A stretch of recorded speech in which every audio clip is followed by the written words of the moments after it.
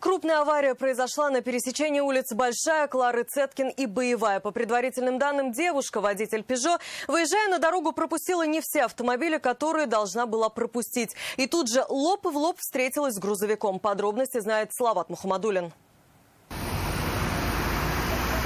От серьезных травм девушку, управлявшую автомобилем «Пежо», уберегли сработавшие подушки безопасности. Поэтому она отказалась от госпитализации. Не пострадал и водитель «Газона Next». Он рассказал, что девушка выехала с прилегающей территории и не уступила ему дорогу. С этой стороны, машин не было. И она вообще на эту сторону, похоже, не смотрела, то ничего. Я посигналил, ноль внимания.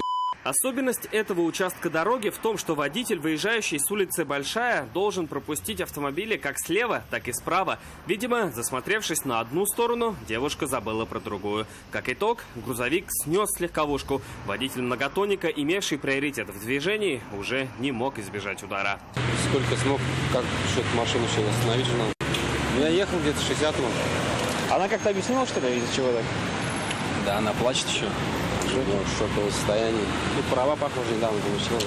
Теперь девушка на собственном опыте узнала, к чему приводит невнимательность на дороге и пренебрежение правилами движения. Доказать свою правоту в этом происшествии ей будет весьма проблематично.